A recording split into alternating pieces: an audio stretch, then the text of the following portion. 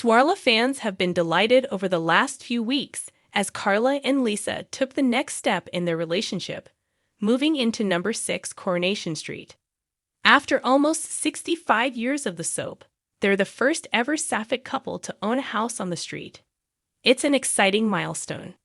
The lovebirds, along with Betsy and Ryan, seem to be settling in nicely to their new home, despite a feud already brewing with next-door neighbor David Platt. Although this is an exciting step for the fan-favorite couple, some fans have expressed concerns about a potential curse on all residents of number 6.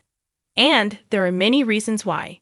In 1990, the first residents moved into the newly built 6 Coronation Street. Des Barnes originally lived there with wife, Steph, though after she left him, the bookmaker made his way through a string of girlfriends and roommates. Eventually, in 1998, he married Natalie Horrocks, played by Denise Welch, and the pair seemed happy for a short time. Natalie's son, Tony, was wanted by drug dealers, who managed to trace him to Weatherfield and then to number 6. In an attempt to save his stepson's life, Diz was attacked in the house and soon died from his injuries.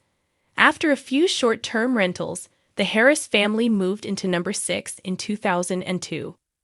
17-year-old Katie Harris began a relationship with Martin Platt, a man 18 years her elder. This would inevitably lead to the family's downfall. Her parents disapproved of their relationship from the get-go and eventually managed to split them up, convincing Katie that Martin was having an affair. The lie led to Katie having an abortion, only for her to later realize there was no truth in it. Enraged that her father, Tommy, had lied to her, Katie murdered him. Not wanting to see her daughter go to jail, Katie's mom, Angela, took the fall for the crime. In number 6, Katie struggled to live with the guilt of what she'd done, writing a letter of confession before taking her own life. Angela was then imprisoned for perverting the course of justice. Next, Charlie Stubbs bought number 6. He, his girlfriend Tracy Barlow, and her daughter Amy all moved in. Their happiness in the house was cut short when Tracy discovered that he'd gotten his ex, Shelley Unwin, pregnant. Though Tracy eventually forgave him, it wasn't long before she learned he was having an affair with Maria. Livid that he'd lied to her again, Tracy bludgeoned him to death. Although she tried to claim self-defense, she was imprisoned for murder and given a life sentence. However, she was able to get this overturned when the forensics expert was discredited. While perhaps less dramatic than the previous murders, the Morton family brought their own drama into number 6 as well. Jerry moved into the house with his children, but was forced to rely on his ex-wife after he suffered a heart attack. Wanting to stay, Teresa began secretly poisoning Jerry in the hopes that he would rely on her while he was ill. This plan backfired when he almost died, and she was arrested for attempted murder. Most recently, the Nazar family moved into number 6. Initially, Yasmin arrived with her husband, Sharif, though she ended their relationship after learning he'd been having an affair for years. After a few years, Yasmin met Jeff Metcalf, to whom she ended up married.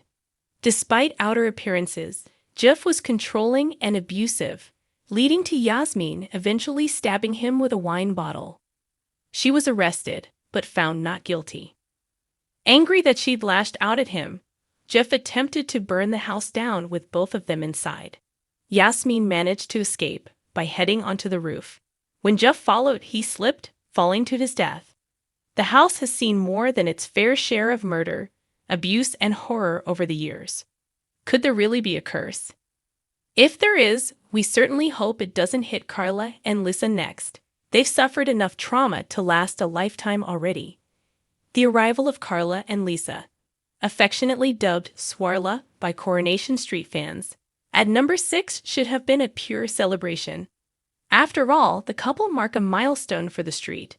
They're the first sapphic couple in the program's near 65-year history to actually own a house on Coronation Street.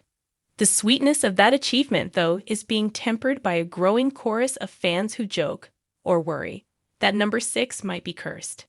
That reaction isn't just melodramatic fandom.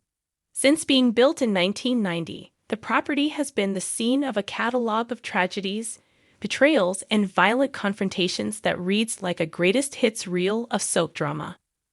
From murderous jealousies and accidental deaths to poisonings and domestic terror, the list of disasters that have unfolded behind number 6's front door is long enough to make any incoming resident glance suspiciously at the letterbox.